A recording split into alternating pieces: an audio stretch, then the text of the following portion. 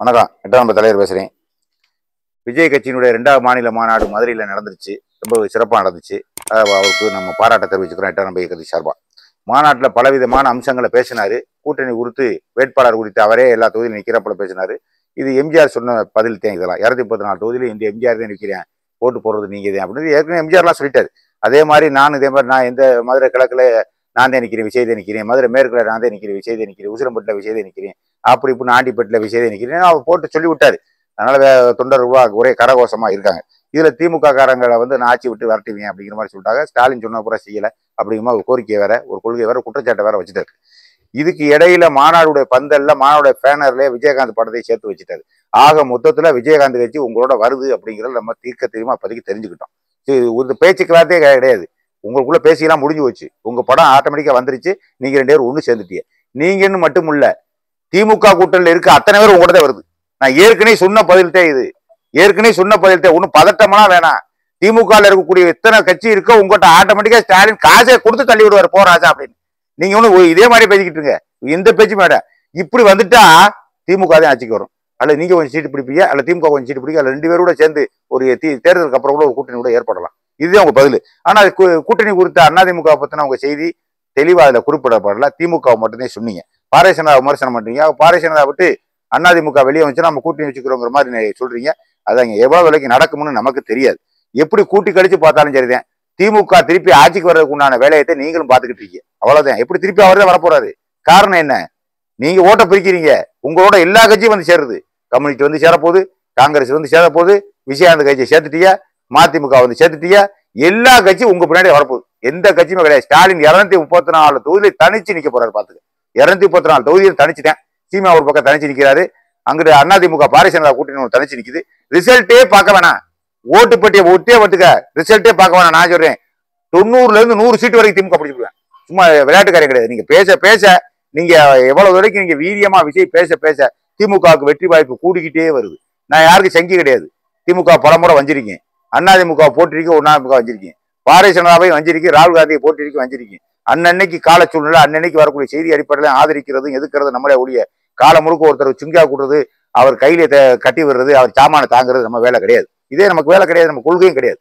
எது எப்ப நடக்குதோ அதுக்கு தக்கன நல்லது கெட்டது, தப்பு ரைட்டு, உண்டு இல்ல, இதைத்தான் நம்ம பேச முடியும். இதுக்காக ஒரே மாதிரியாவே போய் சப்பக்கட்டு கட்டுறதுனா நம்ம திமுகவுக்கு நம்ம சால்ராவும் கிடையாது, நம்ம செம்புதுக்கும் கிடையாது. பல பேர் போடுறாங்க திமுகவுக்கு நீங்க செம்புதுக்குன்னு. அந்த எண்ணம் எனக்கு கிடையாது. திமுக ஆட்சிக்கு வரணுங்கிற எண்ணமும் நம்மகிட்ட கிடையாது.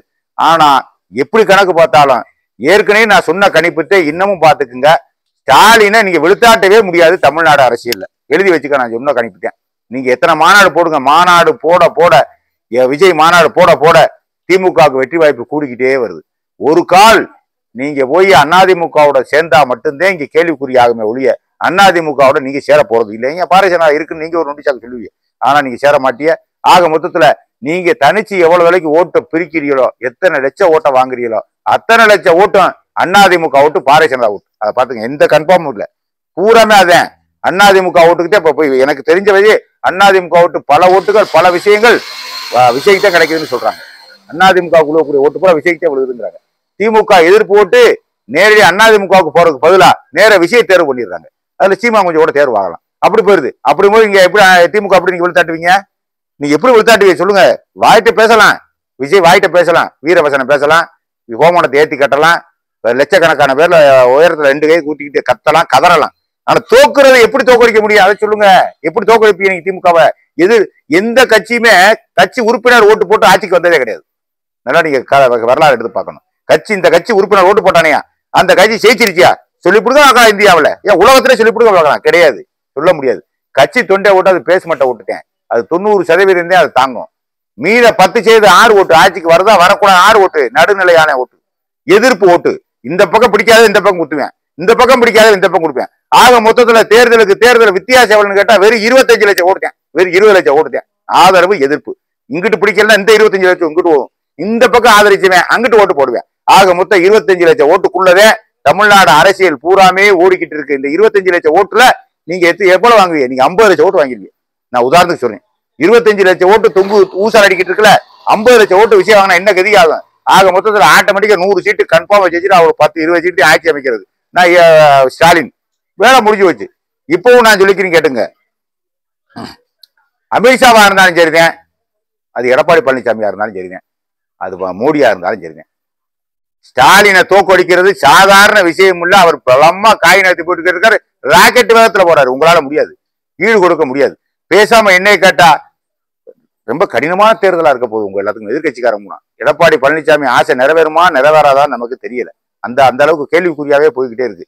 ஏன்னா ரகசியமா அதிமுக இருக்க கூட ஒவ்வொருத்தனா மைத்திரையன் கூட போய் சேர்ந்திருக்காரான். இன்னும் 4 பேர் சேர போறாங்களாம். செல்லூர் ராஜா வண்டியில ஏற விட மாட்டேங்கிறாரு எடப்பாடி பழனிசாமி. ஏய் வண்டியை விட்டு இறங்கப்பா. சுற்றுப்பயணத்துல, மதுரை சுற்றுப்பயணத்துல இவர் செல்லூர் ராஜ் ஏற போறாரு கார்ல. ஏய் இறங்கப்பா நீ. என்ன காரணம்? அவர் குமிச்சு வச்சு 200 கோடி ரூபாய செல்லூர் ராஜுவா ஒரு திட்டம் போட்டு வேற கொள்ளையடிச்சு இது எடப்பாடி பழனிசாமி உசு கட்டிடும் நினைச்சிருக்காரு. இது எடப்பாடி பழனிசாமி மோபம் முடிச்சிட்டாரு. ஏண்டா கல்லனுக்குள்ளே மேஞ்ச கதையாவனா இருக்கு. நீயே ஒரு ஆணை வச்சு ரூபாய் எடுத்து போய் சொல்லுவ, அது தொலைஞ்சு வச்சுன்னு சொல்லுவேன் என்கிட்ட. நான் வந்து கேட்கறதுக்கு காதுல பூவா சுத்தினானு நான் நாட்டே ஆண்டவன்டா எடப்பாடி பழனிசாமி சொல்றாரு. நான் நாட்டே ஆண்டவன், உன்னை விட 1000 மடங்கு எனக்கு அறிவு இருக்கும் செல்லூர் ராஜா கூட. பாத்துக்க, அந்த ரூபாய் 200 கோடி வச்சிருந்தாரா, இவர் மேடைக்கு வந்திருந்தாரா, அதுக்குள்ள திருட உடைச்சிட்டானா, அள்ளிட்டு போயிட்டானா, இதுக்கு மூர்த்தி உதவி என்ன கதவை வரீங்களா நீங்க எல்லாரும்? நேரடியா கேட்டாப்ல, நேரடியா ரூமுக்குள்ள விட்டே கேட்டாப்ல. அதோ 2 பேருக்கு பேச்சுவார்த்தையே கிடையாது. யாரு? செல்லூர் ராஜுக்கு பேச்சுவார்த்தை கிடையாது, எடப்பாடி பழனிசாமிக்கும் பேச்சுவார்த்தை கிடையாது. நின்று போச்சு, அதோ ஒன்று போச்சு. ஆக மொத்தம் அவரே போனாலும் ஆச்சரியப்படுறதுக்கு இல்லை. ஓபிஎஸ் கூட இன்னைக்கு பெரிய அளவுல பாராட்ட தெரிவிச்சுட்டாரா விஜய். வாழ்த்துக்கள். திமுகவா விஜயா போட்டி வருது தமிழ்நாட்டுல அப்படின்னு அவர் சொல்லிட்டாராம். எப்பவுமே அடிமை கூடத்துக்கு நான் போக மாட்டேன்ட்டார் அவர். அடிமை கூடத்துக்கு வரமாட்டார் அவர் விஜய். எதுக்கு? பாரதிய ஜனதாட்ட போறது ஒண்ணுதான், கிளவியை கட்டி பிள்ளைப்படுறது ஒண்ணுதான். ஒன்னும் ஆகாது. நீங்க அந்த மாதிரி நல்ல ஸ்டாண்ட் எடுங்க. ஓபிஎஸ் மிரட்டு வாங்கி உருட்டு வாங்க, இந்த கூட்டணிக்கு இழுக்கிறதுக்கு, தேசிய ஜனநாயக கூட்டணியில் இழுக்கிறதுக்கு உருட்டு வாங்கி வரட்டேன். ஓபிஎஸ் கூட சாட்டைன்றுங்க.